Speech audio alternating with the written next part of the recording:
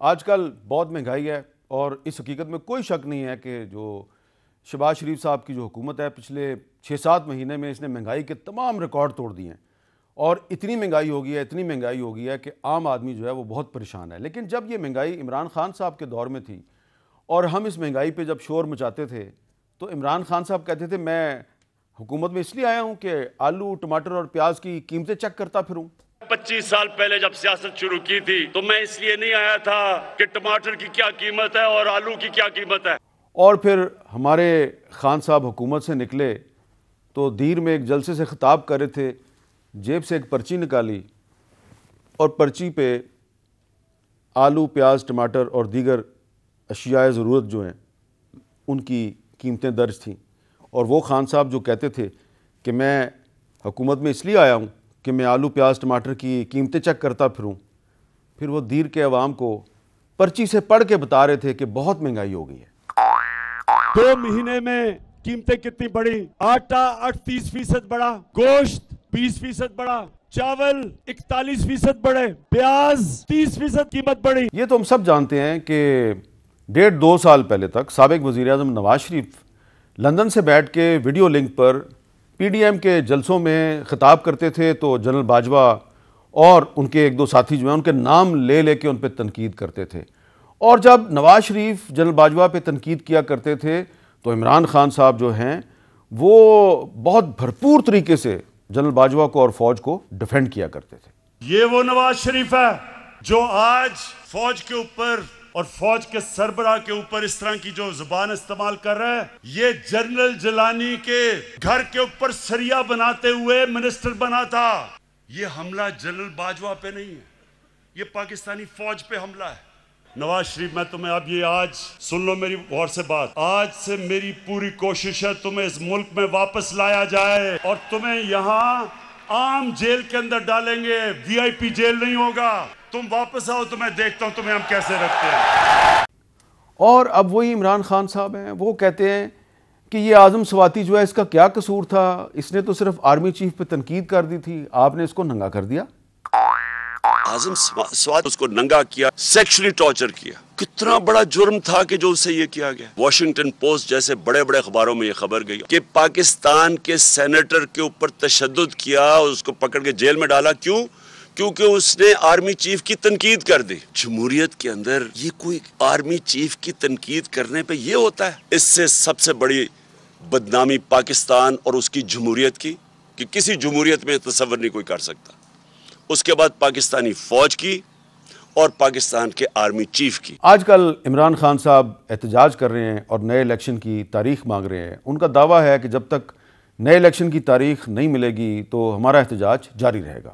یہ ہماری اب تحریک تب تک چلے گی جب تک الیکشن کی ڈیٹ نہیں ملتی اور یہ امپورٹڈ حکومت ختم نہیں ہوتی۔ 6 دن دے رہا ہوں، 6 دن کے اندر الیکشن اناؤنس کریں اور اسمبلیز ڈیزالو کریں۔ تو عمران خان صاحب کبھی کہتے ہیں کہ ہمیں نئے الیکشن کی تاریخ چاہیے اور کبھی کبھی یہ بھی کہہ دیتے ہیں کہ ہم نئے الیکشن کے لیے 1 سال تک انتظار کرنے کے لیے بھی تیار ہیں۔ یہ بھی سن لیں۔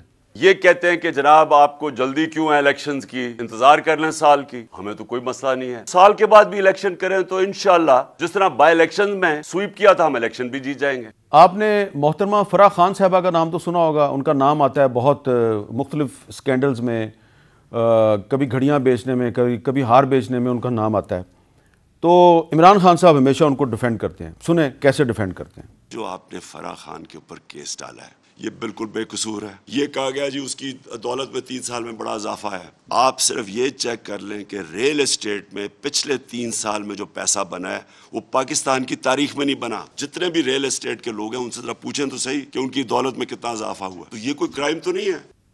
لیکن اب عمران خان صاحب کہتے ہیں کہ یہ جو ریئل اسٹیٹ والے ہیں یہ بہت بڑا مافیا ہے۔ سب سے بڑا مافیا ریل اسٹیٹ مافیا۔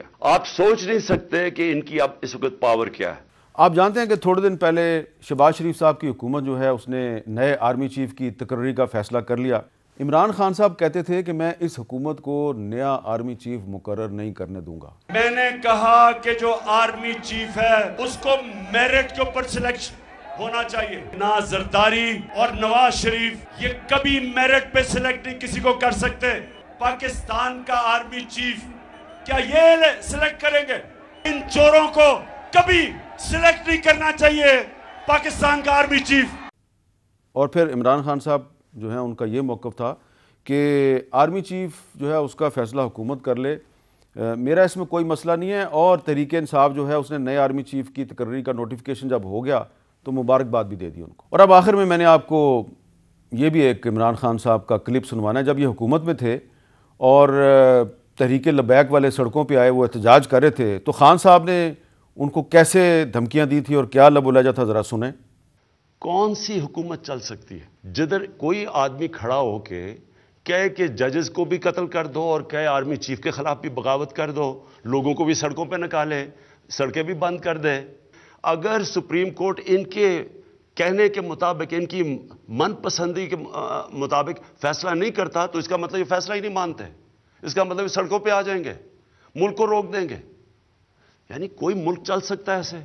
और इसका नुकसान किसको है? हमारे पाकिस्तानियों को, अवाम को नुकसान है, गरीब लोगों को नुकसान है। सड़कें बंद कर रहे हैं, लोगों की रोजगार जा रहा है। जो बेचारा दिहाड़ी में जिसने आके मजदूरी करनी थी, जब मुल्क रुक जाएगा वो किधर से बच्चों का पेट पालेगा? ये कोई इस्लाम की खिदमत नहीं कर रहा है, ये सिर्फ अपनी वोट बैंक बढ़ा रहे हैं। मैं इन अनासर को अपील करता हूं कि रियासत से ना टकराना। अगर आप ये करेंगे, मैं आपको ये वाज़ेह कर दूं कि रियासत अपनी जिम्मेदारी पूरी करेगी, लोगों की प्रॉपर्टीज़, लोगों की जान और माल की हिफाजत करेगी। हम कोई तोड़ फोड़ नहीं होने देंगे, हम कोई ट्रैफिक नहीं रुकने देंगे। मैं आपको अपील करता हूं कि रियासत को उधर तक ना लेके जाएं, वो मजबूर हो जाएं एक्शन लेने के लिए। और आजकल इमरान खान साहब कौम के नौजवानों को कह रहे हैं कि प्लीज़ तुमने न्यूट्रल नहीं होना वरना तुम्हारी आइंदा नस्लें पछताएंगी। आप सारी कौम को मैं कह रहा हूं, आप न्यूट्रल नहीं हो सकते। आप अगर आज न्यूट्रल हो गए, आपके बच्चे पछताएंगे, आपकी आने वाली नस्लें पछताएंगी कि जब आपको अमर बिल मारूफ पे चलना चाहिए था, जब आपको नाइंसाफी के खिलाफ जिहाद करनी चाहिए थी, और आप घरों में बैठ गए। इंसान और भेड़ बकरियों में फर्क है। तो आजकल पाकिस्तान की सियासत में यू टर्न्स बड़े डिस्कस हो रहे हैं। हमने इमरान खान साहब के यू टर्न्स डिस्कस किए और कुछ दीगर जो उनके सियासी मुखालफिन हैं उनके भी यू टर्न्स आपको दिखाए। उनके ज़रा कम थे, इमरान खान साहब के ज़्यादा थे। और मैंने वजह आपको पहले बता दी थी कि इमरान खान साहब के यू टर्न्स आजकल इसलिए अहम हैं कि वो रियासत मदीना के अलंबरदार हैं।